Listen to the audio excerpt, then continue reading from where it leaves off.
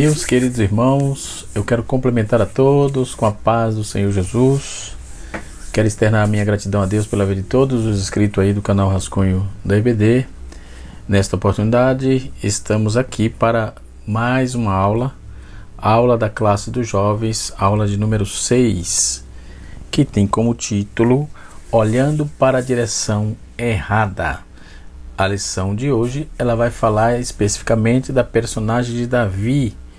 Na verdade, ela vai falar, o comentarista coloca a posição de Davi quando estava bem vulnerável ao pecado e aconteceu e consumou. Foi onde trouxe problemas graves para ele e para sua casa, para sua família. Nós vamos tratar disso hoje aqui no canal Rascunho da IBD. Lição da classe de jovens. Então, a nossa pergunta pode ser assim: quem foi Davi? Davi, segundo a Bíblia, ele foi o segundo monarca de Israel, um homem escolhido por Deus para liderar o povo. A vida de Davi é narrada no Antigo Testamento, que vai do livro de 1 e 2 Samuel até 1 e 2 Reis e 1 Crônicas. Esses livros, 1 Reis e 1 Crônica, aliás. Então, o significado do nome Davi, quer dizer, é incerto, mas tem algumas nuances, tipo a possibilidade de ser aceita, que significa amado, procedente do hebraico, que é Dod, não é?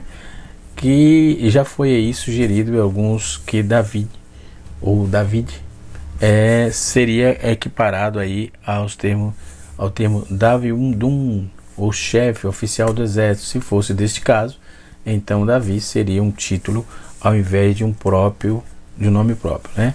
Dentro dessa questão, nós vamos ver que provavelmente Davi, o nome dele tinha o significado de amado, ok? Ele viveu nos anos 1016 a 976 a.C. Sua época é descrita lá no livro de Samuel, 1 Samuel, 1 e 2 Samuel e 1 Reis.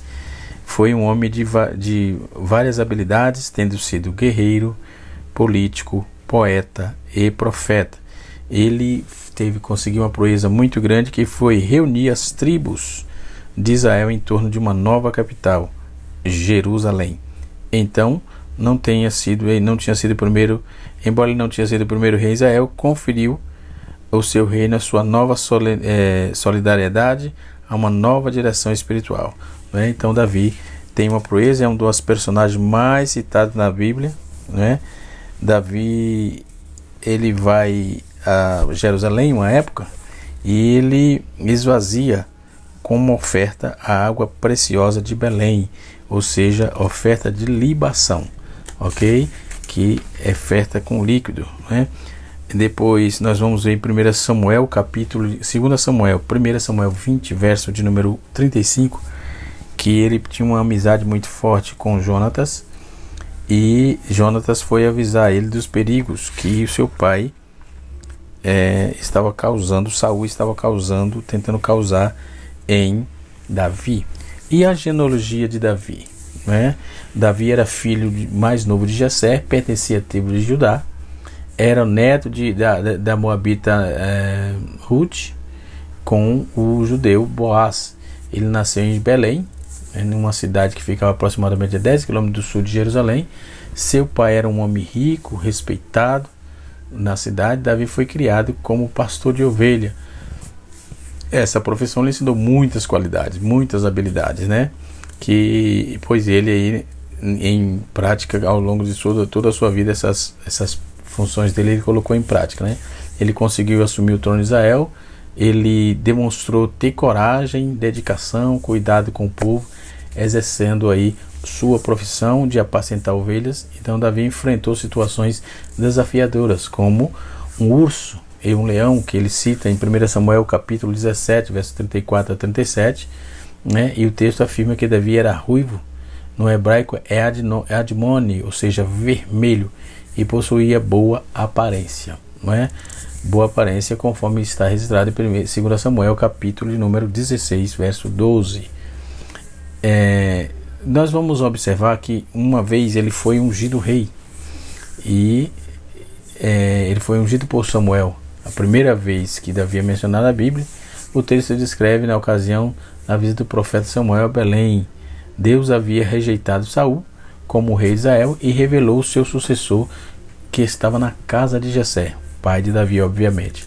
Então o profeta Samuel entrevistou os irmãos de Davi como possíveis candidatos ao trono, mas inicialmente Davi não estava presente. Porém, quando nenhum dos outros filhos de Jessé atendeu as especificações divinas, né, Davi foi chamado no campo onde cuidava do rebanho. Então Davi, ele foi achado trabalhando, né? Esse é um ponto importante que devemos levar em consideração, né? Nós vamos observar que dentro da história primitiva, Davi era bisneto de Ruth. Isso eu já trouxe aqui, né? Ok? Ele, dentro dessa premissa, nós vamos ver que as relações tempestuosas com Saul, Saul caiu em muitos erros, a situação chegou a um ponto em que sem retorno, ou seja, o Espírito de Deus se afastou de Saul. O Espírito de Deus se afastou de Saul e aí Saul passou a ter dificuldades. Por isso Deus já havia nomeado um rei, e esse rei era Davi, né? E nós vamos observar no texto bíblico que o espírito maligno foi mandado para perturbar Saul. Seus assessores pensavam que era música, né? Que ele faria bem. Então, esse período de melancolia, no caso, ou quando um espírito maligno viesse atacá-lo, né? Então Davi tornava-se um excelente arpista. Davi torna-se um excelente arpista e foi escolhido para essa tarefa de consolar a Saul em seus maus momentos. Saul gostou imediatamente de Davi e nomeou o seu arqueiro. Então Davi cumpria aí sua tarefa de acalmador de Saul, né? Conforme vamos ver registrado em 1 Samuel capítulo 16, verso 14 a 23, né? Depois aparece um outro personagem chamado Golias. Davi era mais do que apenas bom, ele era ótimo, né? Quando os filisteus, seu gigante Golias, ameaçavam Israel, foi o jovem pastor e sua funda quem obteve a vitória sobre Saul, né? Então, quando vamos ver toda essa questão, Samuel foi ungir Saul, sucessor no ministério, ungiu a Davi, sucessor no ministério, no reinado por Saul, Davi sucedeu Saul, não é? Seria aí como o profeta Elias ungiu o jovem Eliseu, né? Ou seja, como for, a importante é que a Bíblia afirma que a partir daquele dia o Espírito do Senhor se apoderou de Davi. O Espírito do Senhor se apoderou de Davi, conforme está escrito em 1 Samuel, capítulo número 16, verso 13. Apesar disso, de ter sido escolhido, ainda demoraria algum tempo até que Davi fosse reconhecido pelo povo como rei, né? Davi e Golias. Então esse episódio trouxe um extremo reconhecimento a Davi entre o povo de Israel, e foi quando ele enfrentou e matou o gigante. Nós vamos chegar na problemática da lição, tá? Que a lição nos traz. Quando o povo de Israel quando se enfrentou e matou o Golias, Davi vai em frente e mata o gigante filisteu, Golias. Isso está narrado no capítulo, está afirmado no capítulo 17 de 1 Samuel. Davi é saído aí de casa para levar alimento aos seus irmãos que eram guerreiros, né? Bem como colher informações de seu pai sobre a batalha contra os filisteus. Já no campo de batalha, Davi tomou conhecimento do desafio imposto aí por Golias ao exército de Israel, e ele havia proposto uma batalha individual contra os escolhidos do lado hebreu, ou seja, o lado vencedor determina o resultado da batalha. Era isso que Golias queria. Esse desafio já durava 40 dias e ainda ninguém havia sido escolhido para lutar contra o filisteu, né? Que é chamado também de incircunciso, né? E assim, quando Davi se ofereceu para aceitar o desafio de enfrentar o gigante, ele recebeu o melhor equipamento militar entre os hebreus. Porém, ele recusou a oferta, pois não conseguia manejar a armadura né? Davi utilizou uma pedra e uma funda, simples assim. Então o gigante foi derrotado e sua cabeça foi cortada, e a vitória do jovem pastor evidenciou que o Senhor dos Exércitos estava com ele e com o povo. Então Davi foi usado tremendamente pelo Deus de Israel para conquistar aquela vitória. Davi chega na corte de Saul. Não é possível aí presenciar com exatidão toda a cronologia desses tempos, desses eventos, que segue aí a unção de Davi por Saul, ou Samuel no caso, a unção de Davi por Samuel. A vitória sobre Golias trouxe a Davi uma atuação muito grande e uma visibilidade. Visibilidade é o nome, né? Quando ele enfrentou a Golias, ele se revezava com o pastor do rebanho, seu pai, e suas ofertas na corte, né? Além de músico particular do rei Davi, Davi também começou a ser portador de armadura, ou seja, ser flecheiro, né? Que havia aí se afeiçoado, o rei havia se afeiçoado dele, conforme está escrito no capítulo 16 de 1 Samuel, né? Após o alto heróico Davi ter derrotado o gigante, obviamente, sua popularidade cresceu grandemente entre o povo, entre os reis, e enfim. Então a amizade de Davi com Jonas e a inveja de Saul que causou aí uma inimizade muito grande. Foi após a vitória sobre Golias que a amizade entre Davi e Jonatas nasceu, ou seja, essa amizade proverbial foi destacada dentro da leitura bíblica. E a amizade entre o príncipe de Israel e Davi, um exemplo de companheirismo, lealdade, integridade e sinceridade. Capítulo 18, verso 1 a 4 de 1 Samuel. Então essa amizade era forte, verdadeira, sobreviveu aos períodos de provação, e a aliança feita por Davi. Jonas perdurou aí mesmo após a morte do filho de Saul, que era, no caso, o Jonatas, né? Então quando o rei Davi mandou buscar um aleijado, o Mefibosete, ele registrou aí a herança, né? Quando ele mandou buscar Mefibosete, ele designou a herança da família, né, de Saul. Quando ele está escrito no 2 Samuel, capítulo de número 2, capítulo 9, verso 7 a 13. Né? Então a lição é pautada toda na vida de Davi. E toda a proposta que ele foi, que gerou toda essa inveja aí, e Davi se tornou fugitivo. Davi se tornou um fugitivo. Quando Davi fugiu de Saul, ele buscou abrigo primeiramente em Ramá, ao lado do profeta Samuel. O rei ainda continuava empenhado em capturar, né? Mas não teve sucesso. Então, depois de Ramá, Davi foi para o santuário em Nob, né? Ali ele garantiu alimento e armas para a sua jornada de Gate, né? Até Gate, cidade dos filisteus.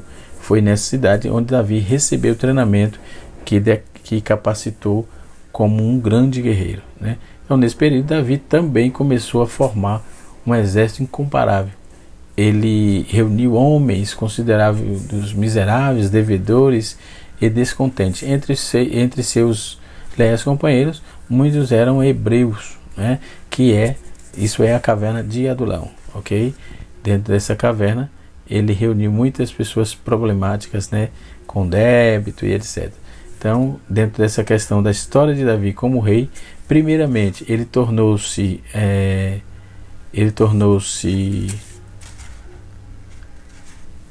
o rei da tribo de Judá, em Hebrom. Segundo, veja bem, ele começou ainda, antes de assumir o trono, primeiramente ele se tornou rei da tribo de Judá, lá em Hebrom. 2 Samuel 2 a 4. Nesse local ficava aproximadamente 50 quilômetros de Jerusalém e passou a ser a capital ali. Então, como rei de Hebrom, Davi fez importantes alianças estratégicas, enfim, né? Nós vamos ver que aos poucos ele começou a conquistar os principais lideranças daquela região, né? Com isso ele contornou a indisposição que havia ali daqueles que apoiavam a casa de Saul. Davi ficou em Hebrom durante 7 anos e meio, né? Depois Davi se torna rei em Israel. Davi se tornou rei em Israel sobre as tribos após a morte de Isbosete, né, filho de Saul. Isbosete havia se autoproclamado rei, né? nós temos um vídeo aí que gravamos há 2 anos atrás aproximadamente, numa das revistas da Escola Dominical que temos aqui, que tivemos também, né?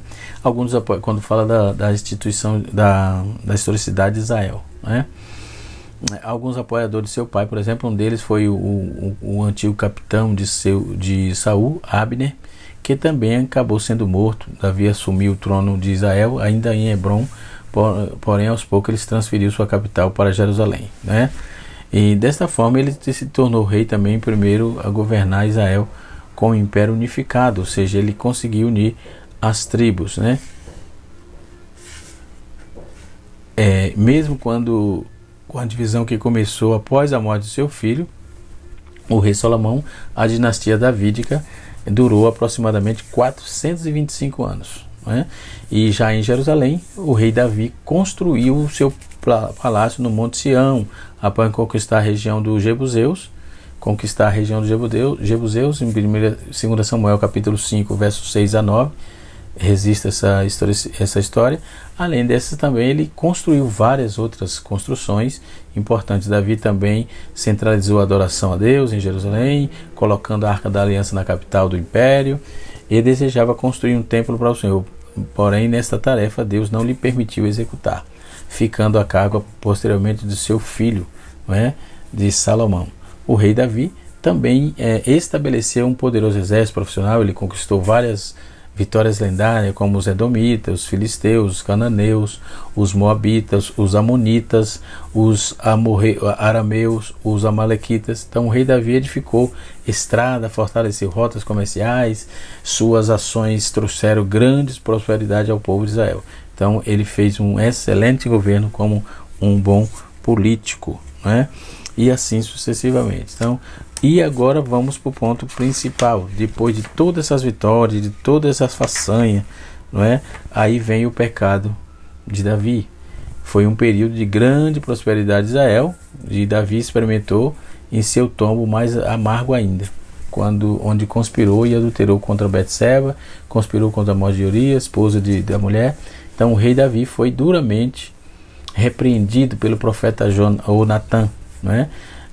Expondo aí um pecado que até então parecia que ficaria encoberto, porque ele era o rei, enfim, como ele mandou trazer a mulher e tinha mandado exterminar o marido da mulher, mas não fica nada descoberto, não há nada oculto que não seja revelado. Podemos usar essa frase, esse texto aí bíblico. Então Davi casou-se com Betseba, se arrependeu profundamente, Deus o perdoou, não é? Mas não deixou de castigar o seu pecado, conforme o texto diz que a espada do Senhor não se apartaria da casa de Davi.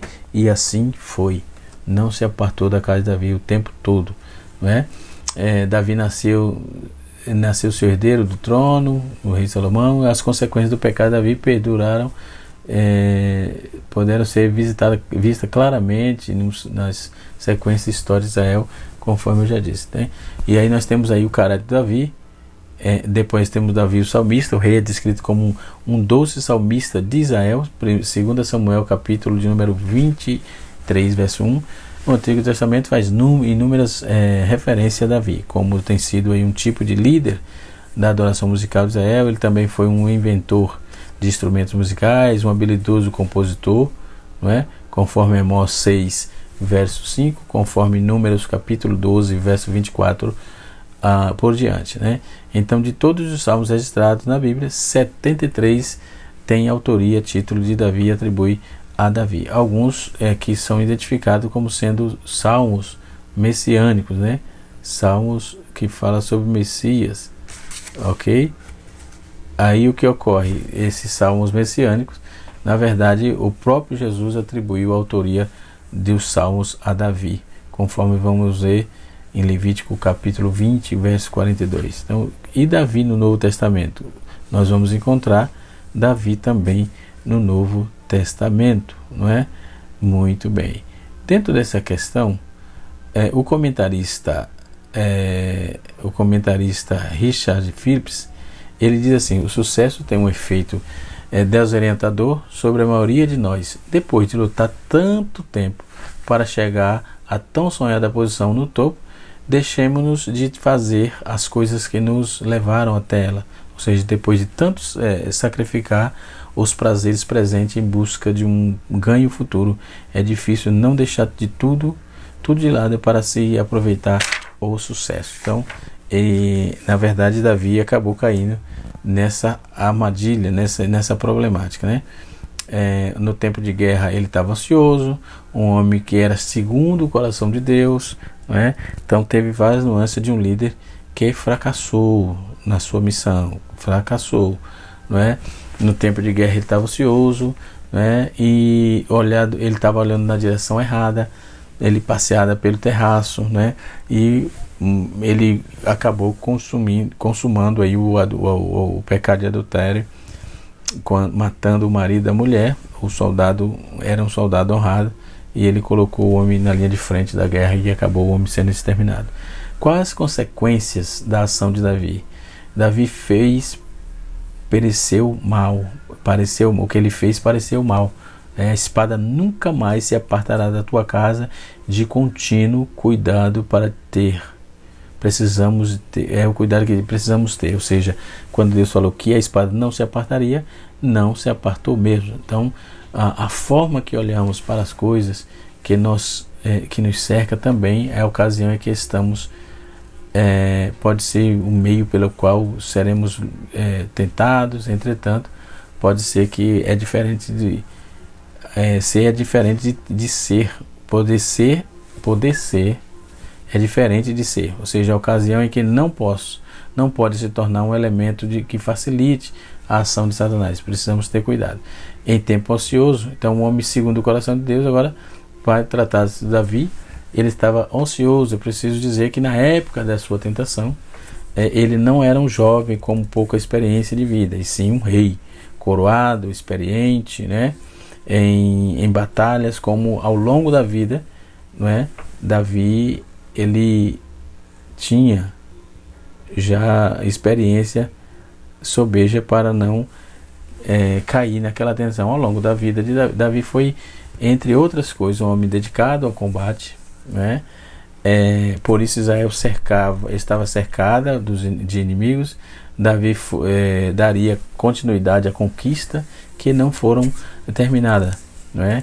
Então, quando vamos ver, o comentarista vai trabalhar essa proposta dizendo que a lista de inimigos derrotado por Davi durante esses primeiros anos é um rol de adversários históricos de Israel. Os primeiros, naturalmente, foram os filisteus, lá do oeste, e em seguida Davi derrotou os moabitas no leste e quase aniquilado em suas forças armadas, né? Quase aniquilando. Então, voltando-se para o norte, os israelitas atacaram também os amorreus lá de Damasco, dominando os sítios estratégicos, estabelecendo ali guarnição armada, ou seja, equipe de guardas, né? E colocando aí toda a Síria sobre o seu domínio. Então, o resultado dessas campanhas foi uma segurança nacional sem precedentes na história de Israel. Na verdade, o que Davi conquistou estava um pouco aquém das terras prometidas a Moisés, ou seja, uma campanha sagrada iniciada por Josué, que permaneceu inacabada por muitas gerações, né? Então poucos de nós um dia verão nossos sonhos de juventude se tornarem realidade. Desde o início da carreira, logo depois da vitória sobre Golias, né? Deus lhe deu a proeminência. Davi iniciou a grande tarefa inacabada, não é? Que era ao mesmo tempo uma promessa e uma obrigação para o povo. Então, durante o longo período de lutas para chegar até o trono, né? Ele jamais se afastou desses propósitos. Quando surgiu aí a oportunidade, ele não perdeu tempo, ele se esforçou para realizar. Então a Bíblia resume, aliás, esse ponto alto da carreira de Davi com a justificação e a santificação. O Senhor dará a vitória a Davi por onde quer que ele ia. Então ele reinou, pôs Davi sobre todo Israel, julgava e fazia justiça a todo o seu povo. 2 Samuel, capítulo de número 8, verso 14, não é? Segundo o Phillips, ele vai fazer essa proposta aqui. Então a palavra de Deus, ela se refere que ele era um homem segundo o coração de Deus, conforme Atos capítulo 13, verso 22. Seu histórico, ele tinha diversas vitórias contra seus inimigos, vários livramentos da parte de Deus, né? O hábito de consultar Deus para tomar certas decisões, o fato de consagrar sobre uma liderança homens desajustados, transformando em homens valorosos, né?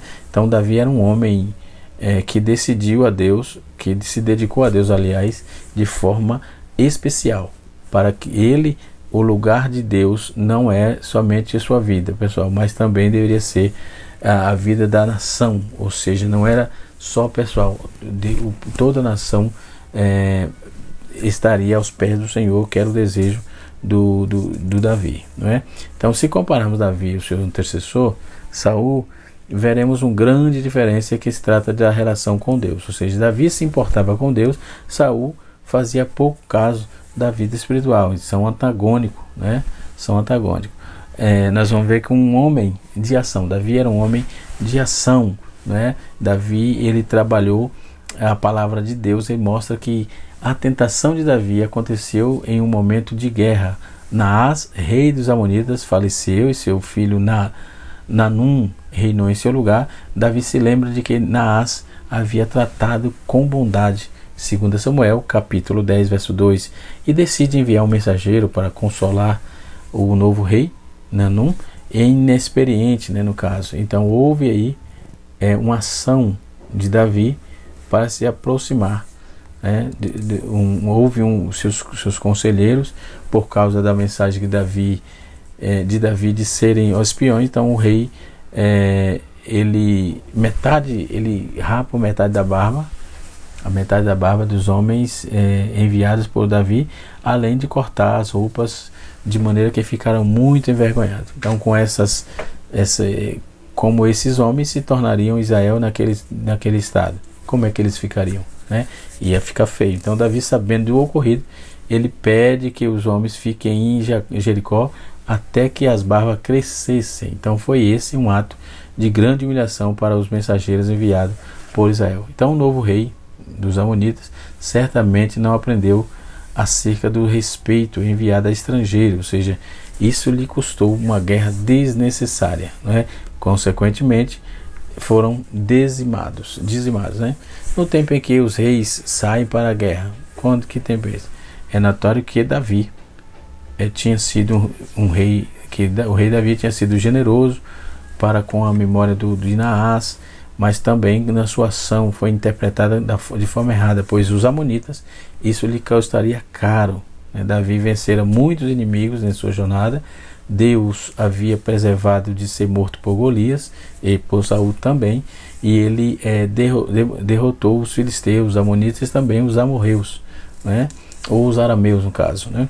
Suas vitórias lhe deram prestígio como rei e paz, né, para a nação, mas todos esses benesses podem ter deixado o rei numa situação de desespero, porque haveria de seguir. Então o tempo de guerra não era um momento de descanso, mas de alerta. Se está em guerra, não descanse, fique atento, fique alerta, fique vigilante, pois suas vidas estariam em jogo. O nome do Senhor também numa guerra seria glorificado ou blasfemado, estava em jogo, não é? Então, quando ele olha para a direção errada, ele passeando pelo terraço, a Bíblia nos diz que Davi estava passando pelo terraço, né, em seu palácio. Naquele lugar ele se viu observando uma mulher tomando banho. Geralmente as pessoas com juízo se limpavam em lugares privados, onde estão livres de olhares indesejados, né? Então é possível que a residência de Urias fosse murada, mas que um espaço na casa desprovido de um telhado fosse usado aí para que seus residentes se banhassem, né? Isso certamente deixaria expostas as visões de prédio e mais altos aí e baixo. Então essas conjecturas, a parte aí descreve aí a apresentação de que não insere aí Betseba como pessoa que estava com intenção de ser o alvo no olhar do rei Davi. Não, por sua vez, Davi estava em um lugar alto em que a quem está em andar mais alto, quem está em andar mais alto consegue ver mais, né? Quem está nas partes mais próximas do nível do chão. Aquela visibilidade chamou a atenção de Davi e foi o começo da sua queda, da sua derrocada. Betseba é descrita como uma mulher muito formosa à vista, segundo Samuel, capítulo 11, verso de número 2. Ela era uma mulher bonita. Davi já tinha diversas esposas quando chegou a Jerusalém, não é? Tá, o texto é muito claro, não é? Aí o que mais se deixou levar pelos desejos da esposa de um dos seus combatentes. Para os homens, o olhar pode ser uma enorme fonte de tentação, não é? Então, o Jesus, ele disse que o seu olho te escandalizar, seja retirado, ou seja, tire o olho, não deixe de olhar, pare de ficar olhando naquilo que não é seu. É o que está no texto. E ele consumou o ato de adultério e aí teve sérios problemas com Deus, com a sua própria identidade, e enfim, né? É isso que a lição nos passa hoje.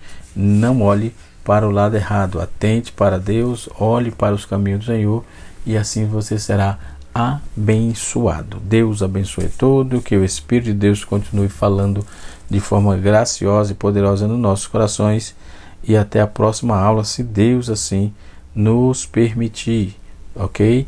Forte abraço a todos e até a próxima aula. Canal Rascunho da EBD, ensinando para transformar vidas.